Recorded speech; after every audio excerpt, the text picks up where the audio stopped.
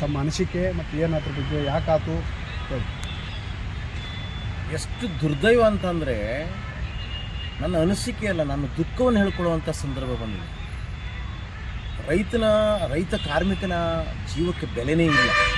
ಒಂದು, ಈ ಜನಪ್ರತಿನಿಧಿಗಳು ಮತ್ತು ಅಧಿಕಾರಿಗಳೇನಿದಾರಲ್ಲ, ಭ್ರಷ್ಟ ವ್ಯವಸ್ಥೆಯಿಂದ ರೈತ ಕಾರ್ಮಿಕರ ಜೀವವನ್ನು ಖರೀದಿ ಮಾಡುವಂಥ ವ್ಯವಸ್ಥೆಗೆ ಹೋಗ್ಬಿಟ್ಟಿದ್ದಾರೆ. ಈ ಮೊನ್ನೆ ಆದಂಥ ದುರ್ಘಟನೆ, 8 ಮಂದಿ ನನ್ನ ರೈತ ಕಾರ್ಮಿಕರು ಅಸುನೀಗಿದ್ದಾರೆ. ಅದಕ್ಕೆ ಬೆಲೆನೇ ಇಲ್ವಾ ಅಂತ ನಾನು ಕೇಳಲಿಕ್ಕೆ ಬಯಸ್ತೀನಿ. ಅದೇ ಈ ಕಾರ್ಖಾನೆ ಮಾಲೀಕರ ಮಕ್ಕಳಾಗಿದ್ದರೆ ಅದಕ್ಕೆ ಬೆಲೆ ಇತ್ತಾ? ಅಥವಾ ಈ ಅಧಿಕಾರಿಗಳ ಮಕ್ಕಳಾದರೆ ಅದಕ್ಕೆ ಬೆಲೆ ಇತ್ತಾ? ನೋಡಿ, ಒಂದು ಬಾಯ್ಲರು ಸ್ಫೋಟ ಆಗ್ತದಂತಂದರೆ ಕಾನೂನಾತ್ಮಕ ಇರ್ಬೋದು, ತಾಂತ್ರಿಕಾತ್ಮಕವಾಗಿರ್ಬೋದು, ಅಷ್ಟರಲ್ಲಿ ಇವರ ನಿಷ್ಕಾಳಜಿತನ ಮತ್ತು ಅಲ್ಲಿ ಕೆಲಸಗಾರರ ಕಿಮ್ಮತ್ತನ್ನು ಅಳತೆ ಮಾಡುವಂಥದ್ದು ಎದ್ದು ಕಾಣ್ತದೆ. ಇಲ್ಲಿ ಮೊದಲನೇದಾಗಿ ಅಂತಂದರೆ ಕ್ರಿಮಿನಲ್ ಮೊಕದ್ದಮೆಯನ್ನು ರುಜು ಮಾಡಿ ಆ ತಪ್ಪಿತಸ್ಥರ ಮೇಲೆ ತಪ್ಪಿತರ ಕ್ರಮಗೊಂಡು ಹಿಂಡಲ್ಗ ಕಳಿಸ್ಬೇಕಾಗ್ತದೆ.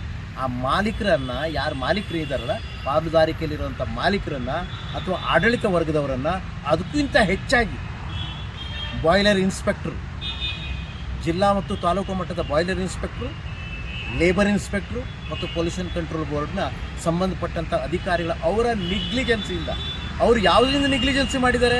ಈ ಜನಪ್ರತಿನಿಧಿಗಳಾದಂಥವ್ರು ಅವ್ರ ಮೇಲೆ ದಬಾವಾಗಿರ್ಬೋದು. ಅದಕ್ಕಾಗಿ ನಾವು ಪದೇ ಪದೇ ಹೇಳ್ತಾ ಇದ್ದೇವೆ, ಕೃಷಿ ಸಂಬಂಧಪಟ್ಟಂಥ ಸಹಕಾರಿ ರಂಗದಲ್ಲಿ ಜನಪ್ರತಿನಿಧಿಗಳು ಇರ್ಕೂಡ್ದು ಅನ್ನೋಂಥದ್ದು ನಮ್ಮದು ವಾದ ಇದೆ.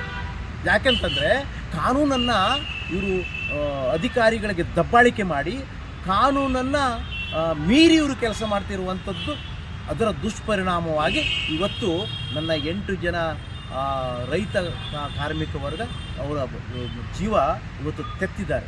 ಅದಕ್ಕೆ ಇನ್ನು ಮುಂದೆ ಇದೇ ರೀತಿನ ಒಂದು ಬಾಯ್ಲರ್ ಸ್ಫೋಟ ಆಗ್ತದೆ ಅನ್ನೋಂಥದ್ರ ಅರ್ಥ ಏನು ಅಂದರೆ, ಅದಕ್ಕಾಗಿ ಹೇಳ್ತಾ ಇರೋದು ನಾನು ಪದೇ ಪದೇ ಸಹಕಾರಿ ರಂಗದಲ್ಲಿ, ಅದು ರೈತ ಸಂಬಂಧಪಟ್ಟಂಥ ಸಹಕಾರಿ ರಂಗದಲ್ಲಿ ಈ ರಾಜಕೀಯ ಪ್ರತಿನಿಧಿಗಳು, ಜನಪ್ರತಿನಿಧಿಗಳು ಇರುಕೂಡುದು. ಯಾಕಂತಂದರೆ ಅವರು ಕಾನೂನಿಗೆ ಬೆಲೆಯನ್ನೇ ನೀಡುವುದಿಲ್ಲ. ಅರ್ಥ, ಈ 3 ಮಂದಿ ನಾನು ಹೇಳಿದ್ನಲ್ಲ, ಬಾಯ್ಲರ್ ಇನ್ಸ್ಪೆಕ್ಟರ್ ಆಗಿರ್ಬೋದು ಜಿಲ್ಲಾ ಮಟ್ಟದ್ದು, ಅಥವಾ ಲೇಬರ್ ಇನ್ಸ್ಪೆಕ್ಟರ್ ಆಗೋದು ಜಿಲ್ಲಾ ಮಟ್ಟದ್ದು, ಅಥವಾ ಪೊಲ್ಯೂಷನ್ ಕಂಟ್ರೋಲ್ ಬೋರ್ಡ್ ಸಂಬಂಧಪಟ್ಟಂಥದ್ದು, ಇವರ ಕರ್ತವ್ಯ ಇದೆ. ಅದು ಸರಿ ಇದೆಯೋ ಇಲ್ಲ ಅನ್ನುವಂಥದ್ದು. ಅಂದರೆ ಸರ್, ಈಗ ಬಾಯ್ಲರ್ ಸ್ಫೋಟ ಆತಲ್ಲ, ಅದ್ರ ತನಿಖೆ ಕೂಡ ಆಗ್ಬೇಕಂತ ಹೇಳ್ತೀರಿ ನೀವು. ಅಯ್ಯೋ, ಅದು ತನಿಖೆ ಅಲ್ಲ, ನಾನು ಹೇಳ್ತಾರೆ ನೋಡಿ, ಘಟನೆ ಆಗಿರುವಂಥದ್ದು ಸಂಪೂರ್ಣ ಇವರ ನೆಗ್ಲಿಜೆನ್ಸಿಯಿಂದ ಆಗಿರೋದ್ರಿಂದ, ಇವರ ತಾತ್ಸಾರದಿಂದ, ಅಂದ್ರೆ ರೈತ ಕಾರ್ಮಿಕ ವರ್ಗದ ಕಿಮ್ಮತ್ತು ಇವ್ರಿಗೆ ಕಾಣದೇ ಇಲ್ದಿರೋದ್ರಿಂದ ಸ್ಫೋಟ ಆಗೋದಿಲ್ಲ. ಸ್ಫೋಟ ಆಗೈತೆ ಅಂದ್ರೆ ನೋಡಿ, ಅಧಿಕಾರಿಗಳ ಇದನ್ನ ನೋಡಿ, ಅಧಿಕಾರಿಗಳು ಸಂಪೂರ್ಣ ತಪ್ಪಿದೆ. ಅವರನ್ನ ಹಿಂಡಲ್ಗ ಜೈಲಿಗೆ ಕಳಿಸ್ಬೇಕು, ಅವರನ್ನು ಹಿಂಡಲ್. ಇದನ್ನು ಕೊಲೆ. ಪರಿಹಾರ ಕೊಟ್ಟರೆ ಮುಗಿಯೋದಿಲ್ಲ. ಪರಿಹಾರ 20 ಲಕ್ಷಕ್ಕೆ ಪರಿಹಾರ ಮಾಡಬೇಕಾದ್ರೆ ನಾವು ರೈತರು ಹೋರಾಟ ಮಾಡಿ ನಮ್ಮ ಬಾಂಧವರಿಗೆ ನಾವು ಪರಿಹಾರ ಕೊಡಿಸುವಂಥ ಕಿಂಚಿತ್ತು ಅದು ಅಲ್ವೇ ಅಲ್ಲ. ಅದೇ ನಾನು ಕೇಳಿದ್ನಲ್ಲ ನಿಮಗೆ, ನಿಮ್ಮ ಮಾಲೀಕರ ಮಕ್ಕಳಿಗಾಗಲಿ ಅಧಿಕಾರಿ ಮಕ್ಕಳಿಗೆ 20 ಲಕ್ಷ ಕೊಟ್ಟರೆ ಆ ರೀತಿ ಹಾಸ್ಯ ಮಾಡ್ಕೋತಾರೇನೋ, ದುರ್ದೈವ. ಸೊ ಅದಕ್ಕಾಗಿ ನಾನು ಹೇಳ್ತಾ ಇರೋದನ್ನೋದು, ಇದನ್ನು ಗಿನಿಕೆ ಅಲ್ಲ, ನೇರವಾಗಿ ಕಾರ್ಖಾನೆ ಆಡಳಿತ ಮಂಡಳಿ ಮತ್ತು ಅಧಿಕಾರಿಗಳಿಗೆ ಶಿಕ್ಷೆಗೊಳಪಡಿಸಬೇಕು. ಮುಂದೆ ಇವರು ಎಚ್ಚರ ಆಗ್ತದೆ ಅನ್ನುವಂಥದ್ದನ್ನು ಈ ಎಚ್ಚರಿಕೆ ಗಂಟೆಯನ್ನು ಹೇಳ್ತಾ ಇದ್ದೇನೆ. ಸರ್ಕಾರಕ್ಕೆ ಇದಕ್ಕೆ ತುಂಬ ಗಂಭೀರವಾಗಿ ತೆಗೆದುಕೊಂಡು ಇದರ ಮೇಲೆ ಕ್ರಮ ಕೈಗೊಳ್ಳಬೇಕು ಅಂತ ನಾನು ರೈತ ಸಂಘದಿಂದ. ಸ್ಫೋಟ ಆಗಬಾರ್ದಂದ್ರೆ ಎಲ್ಲ ಶುಗರ್ ಫ್ಯಾಕ್ಟರಿಗಳಿಗೂ ಕೂಡ ತನಿಖೆ, ಅದು ಯಾವ ರೀತಿ ಬಾಯ್ಲರ್ಗಳನ್ನು ಪರಿಶೀಲನೆ ಮಾಡಿದ್ದಾರೆ ಅಧಿಕಾರಿಗಳಂತೆ, ಅವರಿಗೆ ಪಗಾರ ಕೊಟ್ಟಂತ ಈ ಅಧಿಕಾರಿಗಳನ್ನ ಪಗಾರ ಕೊಟ್ಟು ಇಟ್ಟಿರುವಂಥದ್ದು ಇದಕ್ಕೆ ಕತ್ತೆ ಕಾಯಿಸಿಕಲ್ಲ, ಮೇಲಿಕಲ್ಲ ಇವರಿಗೆ ಇಟ್ಟಿರುವಂಥದ್ದು ಅದರ ತಾಂತ್ರಿಕ ಭದ್ರತೆ ಏನು, ಮುಂದೆ ಹಿಂಗೆ ಘಟನೆ ಆಗಬಾರ್ದು ಎಲ್ಲ ಇದು ತಾಂತ್ರಿಕ ಭದ್ರತೆ ಕಾನೂನಲ್ಲಿದೆ.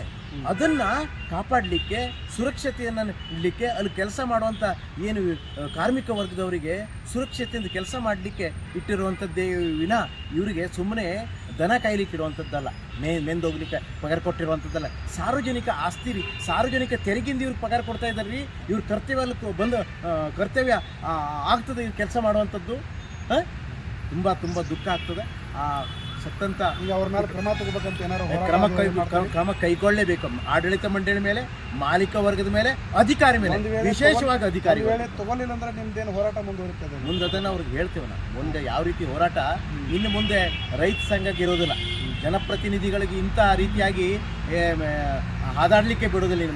ಇನ್ನು ಮುಂದೆ ದಿನಮಾನಗಳಲ್ಲಿ 28 ಇದೆ ರೈತ ಸಂಘದ ಕಾಲ ಅಂತ ಹೇಳಿದ್ರು. ನಾವು ಇನ್ನು ಏನು ಹೇಳ್ತಾ ಇದ್ವಿ ಅಂತೇಳಿ 28 ರೈತ ಸರ್ಕಾರ, ರೈತ ಇದ್ದಂಥ ಸರ್ಕಾರ.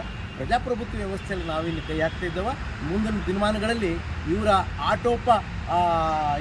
ಚೇಷ್ಟೋಪ ಆಟಪಗಳಿಗೆ ಕಡಿವಾಣ ಹಾಕುವಂಥದ್ದಕ್ಕೆ ಹೆಜ್ಜೆ ಇಟ್ಟಿದ್ದೇವೆ, ಮುಂದೆ ಹೆಜ್ಜೆ ಇಡ್ತೇವೆ. ಆಯಿತಾ? ನಾನು ಪ್ರಕಾಶ್ ನಾಯ್ಕ್, ಕರ್ನಾಟಕ ರಾಜ್ಯ ರೈತ ಸಂಘ. ಧನ್ಯವಾದ.